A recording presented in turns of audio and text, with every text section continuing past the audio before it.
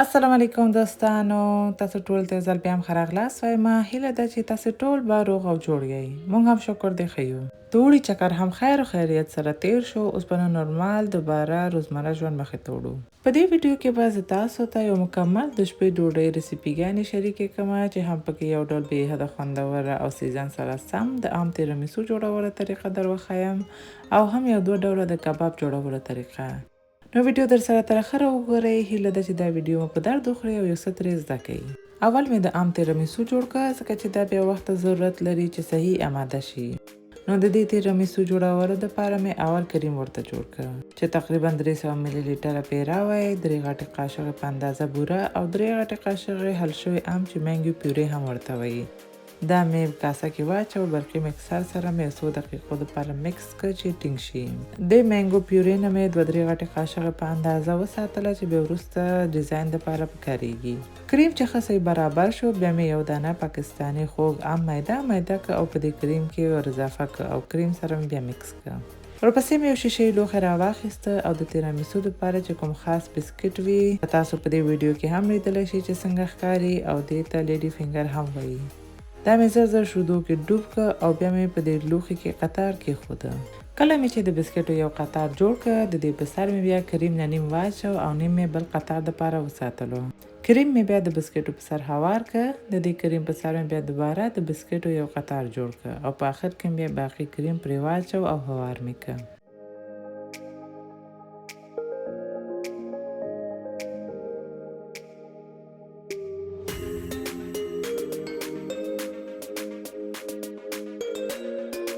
ورپسې مې بیا حل شوی ام نه چې یو 2-3 غټې قاشقه په اندازه ساتلې وه، دا مې بیا د کریم په سر لکه څنګه چې ګورئ دغسې څو ځایه واچو. بیا مې یو ډکي سره یو اسانه غوندې ډیزاین پرې جوړ کړ. ځکه چې یوازې خواړه جوړول هم هنر نه دی، لوښي څه رقم جوړوئ او څه رقم ډیزاین ورکوئ دا هم ډېر مهم وي. خواړه چې هر څومره خوندور وي ولې بې نظمه چاته مخې ته کېښودل شي نو مخامخ انسان په خوند نه خوري. ولې که خواړه هم خوندور وي او د لوښي نظم هم ښه وي نو انسان ډېر په شوق هغه شی خوري. نو همدې دپاره ما هم د دې په سر یو اسانه او ښایسته غوندې ډیزاین جوړ کړ تر څو ښایسته ښکاره شي. دا مې بیا یخچال کې کېښودې چې یخ شي. نورمال حالت کې زه عموما خواږه د شپې جوړوم او په سبا یې بیا خورو یا چېرته چې وړم نو بیا ځان سره یې وړم. ولې په دا ورځ ډېر وخت نه و، فقط 3 ساعتو دپاره مې یخچال کې کېښوده.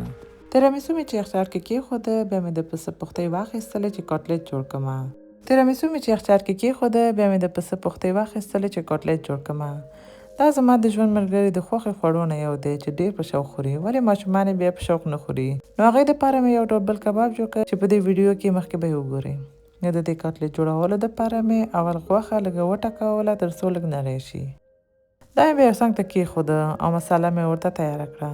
دا کوم 2 ډوله کبابونو طریقې چې زه تاسو سره شریکوم، دې کې ډېرو مسالو ته اړتیا نه وي.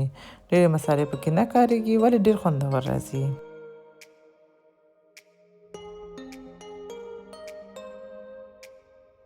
اول مې بیا یو څو پلې هوږه سپینه کړه او میده کړه، په یو کاسه کې واچو.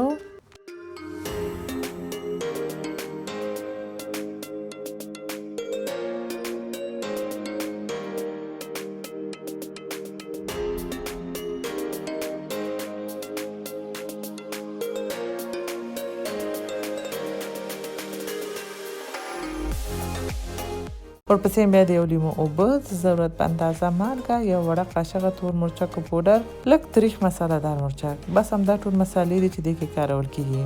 او دا کوم مساله دار مرچک چې زه کاروم دا ډېر تریخ دی نو لږ دې نه پکې اچوم. خلاص تاسو کولی شئ د خپلې خوښې په مطابق کم یا زیات پکې واچوئ.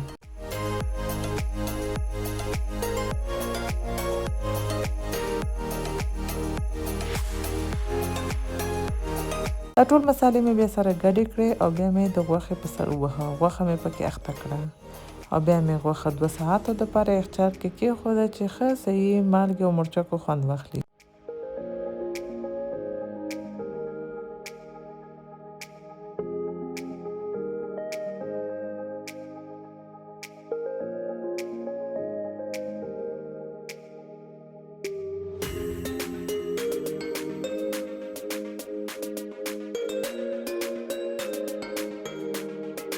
دا چې دا کټلټ زما ماشومان نه خوري نو دوی ته مې د چرګ د سینې غوښې نه دغه ډول کباب جوړ کړ چې دا د اتریش یو ډېر مشهوره خواړه هم دی او دې ته شنیتسل وایي. نو د دې لپاره د چرګ د سینې غوښه مې قصاب باندې تیار دغسې نري نري پرې کړه او دا مې هم وټکوله چې لږ نری شي او لږ نرم غوندې هم شي.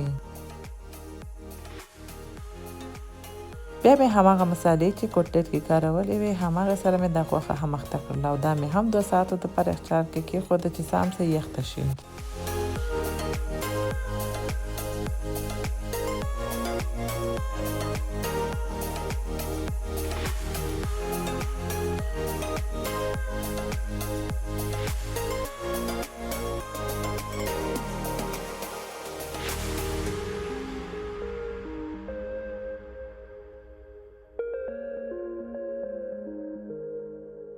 دو ساعته بعد نو دا چې د پسه د غوښې کټلټ داش کې پخېده نو اول مې داش پتنوس باندې دا کېښودل. د دې په سر مې بیا لږ غوړي او دانه‌دار مرچک هم واچوم. غوړي مې پرې ډېره ونه اچوله ځکه چې د پسه غوښه خپله هم غوړ وي نو ډېر غوړیو ته اړتیا نه وي.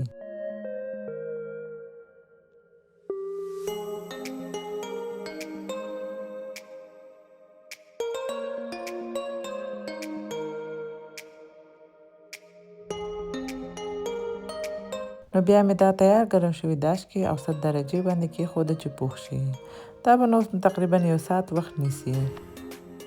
ورپسې بیا د چرګ د سینې غوښې والا کباب دپاره یو دانه هګۍ او لږ شیدې په یو لوښي کې واچولې او سره ګډې مې کړلې.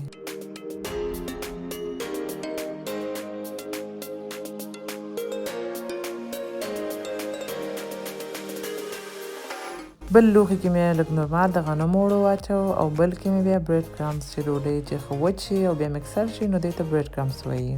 دا تیار همداسې بازار کې هم خرڅېږي. ما خو تیار والا کارولي. که تاسو ورته لاسرسی نه لرئ نو ډوډۍ وچه کړئ او بیا یې مکسر کړئ نو دا به ترې جوړ شي. بیا مې د دې کوټینګ ته شروع کړه. غوښه مې اول اوړو کې ښه صحیح پټ کړه، بیا مې د هګیو مخلوط کې واچو، په آخر کې مې بیا دوباره په دې برید کرامز کې ښه پټ کړه. نو بیا د دې کباب کوټینګ خلاص شو. نور تاسو خپله هم په دې ویډیو کې لیدلی شئ چې څنګه باید جوړ شي او په کوم مرحلې. په همدا طریقه مې نو دا باقي ټول کبابونه جوړ کړل.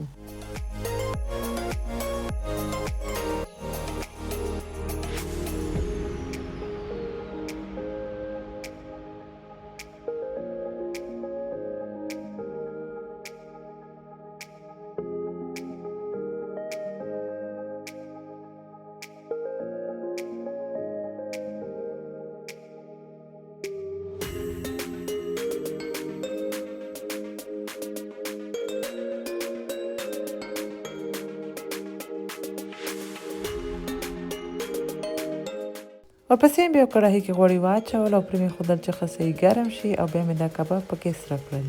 منځ منځ کې مې یو بل طرف ته تاول تر څو دواړو خواو نه سم سره شي.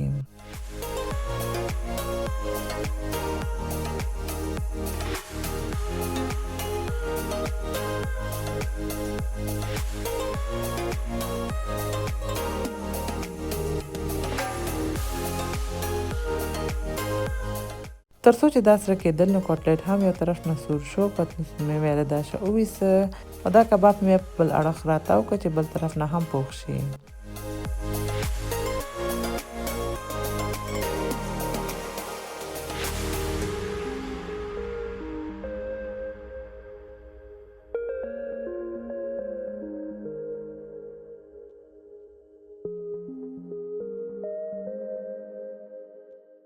دا چرګ د کبابونه چې سره شول دا مې غوړي نه لرې کړئ او کاغذ باندې مې کېښوده چې د اضافه غوړي ځان ته جذب کړي. او د دې دپاره مې بیا یو ساس هم جوړ کړه چې زما د ماشومانو دا ساس ډېر خوښیږي او دا ډېر په اسانه جوړیږي. د دې دپاره مې فقط لږ مایونیز او کیچپ سره ګډ کړل. خلاص نو دا ساس تیار شو. بیا نو شو د خوراک وخت. دوستانو هیله ده چې د دې کبابونو ریسیپیګانې مو خوښ شوي وي او تاسو هم امتحان کوئ. همدې سره نو دا ویډیو هم پای ته ورسېده. هیله ده چې دا ویډیو مو خوښه شوې وي. که مو خوښه شوې نه لایک یې کړئ، خپل دوستانو سره شریک کړئ او که زما چینل ته نوي راغلي یاست تر اوسه مو سبسکرایب کړی نه وي نو سبسکرایب هم کړئ.